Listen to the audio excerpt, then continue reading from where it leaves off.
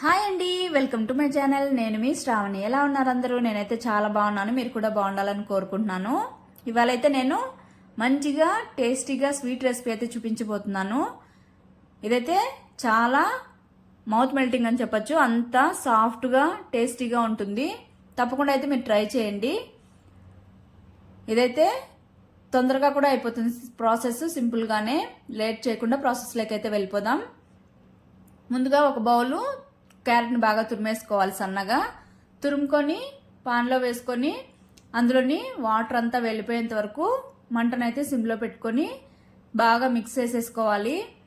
ఒక 2-3 టైమ్స్ బాగా మిక్స్ చేసేసుకొని అలానే వాటర్ అంతా ఇంకిపోయాక మూత పెట్టుకొని 2 మినిట్స్ అలా కుక్ చేసేసుకోవాలి.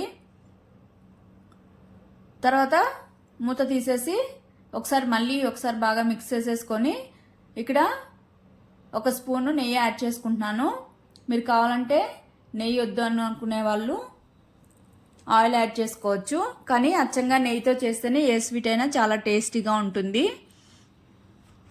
నెయ్యి వేసుకున్నాక నెయ్యి కూడా క్యారెట్కి బాగా మిక్స్ అయ్యేలాగా మిక్స్ చేసేసుకొని మూత పెట్టుకొని ఒక 2 మినిట్స్ అలాగా కుక్ చేసుకోవాలి. తర్వాత ఒకసారి బాగా ఫ్రై చేసేసుకొని ఇక్కడైతే మోస్ట్లీ ఒక 50% దాకా కుక్ అయిపోయింది. మిగిలింది మిల్క్లో కుక్ చేసుకోవడమే. ఇక్కడ నేను 2 కప్స్ అంటే ఇక్కడ వాటర్ యాడ్ చేయకుండా పచ్చిపాలే వేస్తున్నానండి. 2 కప్స్ వేసుకున్నాక మంటనైతే లో ఫ్లేమ్లో పెట్టేయాలి. ఎందుకంటే ఇక్కడ పాలు అనేవి వేయంగానే మంటను హై ఫ్లేమ్లో పెట్టామనుకోండి విరిగిపోతాయి. లో ఫ్లేమ్లో పెట్టుకొని మంచిగా ఈ క్యారెట్ అంతా సాఫ్ట్గా కుక్ అయిపోయేంత వరకు కలుపుతూనే ఉండాలి మధ్య మధ్యలో. లేదంటే అడుగు పట్టేసి మాడిపోతుంది. మనము చిక్కటి పాలు వేసాం కాబట్టి కలుపుతూనే ఉండాలి. మిక్స్ చేసేసుకున్న తర్వాత మూత పెట్టుకొని ఇలాగా బాగా దగ్గర పడనివ్వాలి. మిక్స్ చేసేసుకుంటూ